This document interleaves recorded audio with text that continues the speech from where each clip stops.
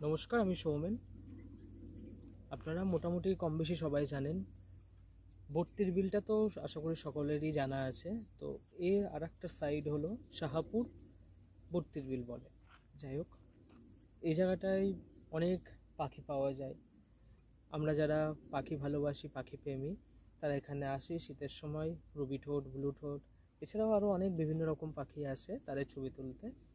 গরমকালে যেটা মেন উদ্দেশ্য থাকে, অনেকেই হয়তো জানেন না, আবার অনেকেই কম বেশি জানেন, সেটা হলো ইন্ডিয়ান প্যারাডাইস ফ্লাইচ্যাটার। সেটা এখানে পাওয়া যায়।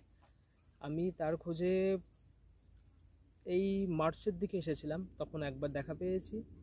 তারপর আবার আজকে এসেছিলাম যে তার ছবি তুলবো বলে। আসার পর আমার একটু মনে হলো যে এবার ভিতরের দিকে একটু ঘুরে আসা যাক, যেহেতু শীতকাল ছাড়া আমরা খুব একটা কম এইদিকে আসা যাওয়া করি না। আসার পর এমন অবস্থা দেখলাম যার নিজের চোখে বিশ্বাস করতে পারছি না। 1 মাস আগে যা দেখে গেছি, 1 মাস পরে তার ভিন্ন রূপ হয়ে গেছে। কিছুটা ঝড়ের প্রভাবে হয়েছে, চারিদিকে গাছপালা ভেঙে পড়ে আছে। কলা গাছ এদিকে অনেক পরিমাণে লাগানো হয়েছিল, আপনারা জানেন, সেগুলোও অর্ধেক শেষ। এছাড়া যেটা আমরা মানুষরা নিজেরা করেছি সেটা হলো গাছ প্রচুর পরিমাণে কাটা হয়েছে, তার জন্য আমরাই একমাত্র দায়ী। এইভাবে যদি চলে তাহলে বছর দুয়েকের মধ্যে শাহাপুর উঠে যাবে, পাখিপ্রেমীদের কাছে লিস্টে আর থাকবে না। আমি কিছু ভিডিও আপনাদের দিচ্ছি, আপনারা দেখতে পারেন। এছাড়াও আরও ব্যাপার আছে যেটা আমি একজনের সাথে কথা বলে জানতে পারলাম। তিনি এখানে চাষবাস করেন। উনি বললেন যে খালের জলটা দেখলাম একেবারে কুচকুচে কালো হয়ে আছে, যেটা আগেও থাকতো কিন্তু এতটা পরিমাণে থাকতো না। উনি আমাকে জানালেন এখানে বর্তমানে নদীপথে যে জলের ব্যবস্থাটা ছিল, নদীর জল এই খালে আসতো বা এখান থেকে যেত, সেই লক গেটটা বন্ধ করে দেওয়া হয়েছে।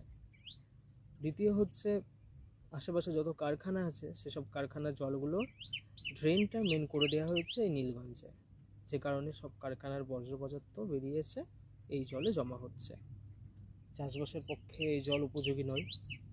আমি সেটাই ওনাদের সাথে একটু কথা বলছিলাম। ওনারা বললেন চাষবাস করে লাভ হচ্ছে না, যে টাকা